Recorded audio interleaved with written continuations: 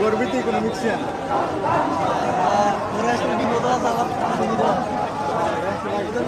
বিপদ যদি হয় তাহলে করবে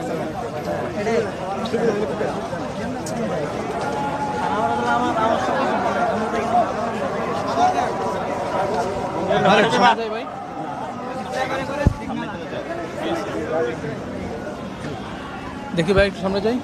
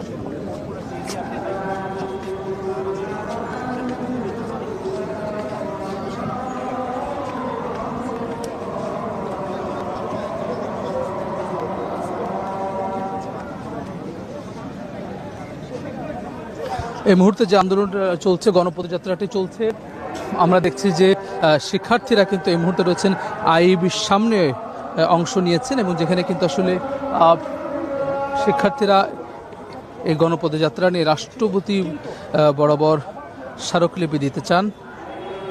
সেই দাবিতেই কিন্তু মূলত তারা গণপদযাত্রা করছেন। সারা দেশে কিন্তু একযোগে পদযাত্রা। একজন সমন্বয় কথা বলছেন, আমরা একটু তার সঙ্গে আমরা শান্তিপূর্ণভাবে স্মারকলিপি দিতে চাচ্ছি। যদি আমাদের ভিন্ন কোনো উদ্দেশ্য থাকতো, আমাদের যদি সমঝোতার কোনো উদ্দেশ্য না থাকতো, তাহলে আমরা দেখা যেত কি আমাদের কোনো ধরনের প্রস্তাব, কোনো ধরনের আলাপ আলোচনা সবগুলোকে আমরা এড়িয়ে যাওয়ার চেষ্টা করতাম।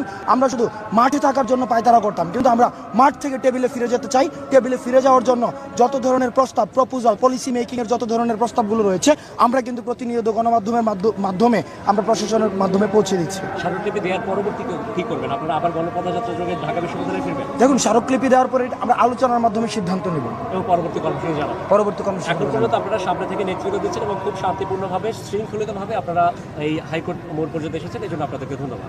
আপনাদেরকেও ধন্যবাদ। গণমাধ্যমে সবাই যারা রয়েছেন তাদেরকেও ধন্যবাদ, কারণ আপনারা অবাধ তথ্য সরবরাহের মাধ্যমে আমাদের যেই দাবিগুলো তারা আপনারা পৌঁছে দিয়ে যাচ্ছেন নিরলসভাবে। আপনাদের পেশাদারিত্বের আমরা সবসময় প্রশংসা করি।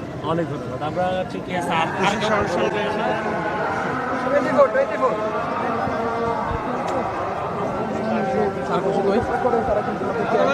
আপনাদের যে স্মারকলিপি আজকে একটু মোটা দাগা কি একটু দাবিটি আমাদের মোটা দাগে দাবি হচ্ছে যে একটি হচ্ছে জরুরি অধিবেশনটাকে অর্থাৎ আইনের মাধ্যমে আমাদের যে যৌক্তিক বৈষম্যমূলক যে কোটাগুলো রয়েছে সেগুলো বাতিল করে দিয়ে কোটার যৌক্তিক সমাধান, স্থায়ী সমাধান আমাদের প্রয়োজন, যেন করে 18-এর পরে যে 24 তৈরি হয়েছে 24-এর পরে যেন আর কোনো ধরনের সাল তৈরি না হয়।